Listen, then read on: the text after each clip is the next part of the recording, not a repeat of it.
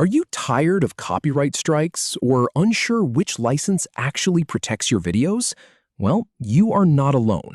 I can show you exactly how to change it in about 60 seconds. So here is the plan. I am going to walk you through the exact steps inside YouTube Studio to switch between the standard YouTube license and Creative Commons.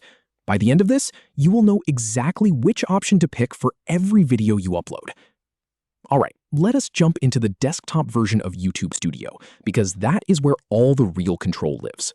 When you first log in, you will see that left-hand sidebar menu.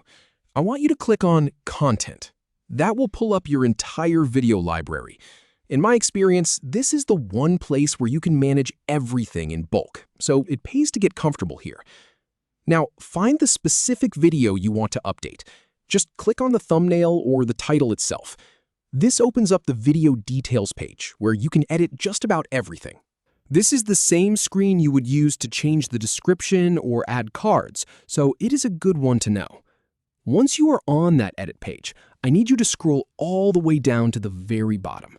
And here's the thing, you might only see the basic settings at first. Look for the button that says Show More. Click that. That expands the hidden options, and trust me, the license setting is one of the things hiding in there. I have seen a lot of creators miss this step and get frustrated, so definitely do not skip it. Now, pay attention to this one. Under the license section, you will see a drop-down menu. This is where the decision happens. You have two choices. The standard YouTube license is the default. That means you are keeping full control of your video. No one else can use it without your permission. It is the safe, standard option for most of your content. The other choice is Creative Commons Attribution. That allows other creators to reuse and remix your video as long as they give you credit. I personally use this for tutorials or public domain style content, where I want it to spread. But if you are worried about someone repurposing your work without asking, then stick with the standard license. Once you have made your choice from that dropdown, the last step is simple.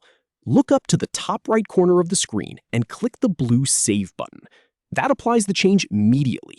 It might take a moment to process, but that is it. You are all set. So now you know. Next time you upload a video, you can make that choice with confidence instead of just leaving it on default and hoping for the best. As a creator who has navigated these settings hundreds of times, I promise you, getting this right saves you headaches down the road. Thanks for watching, and I will see you in the next one.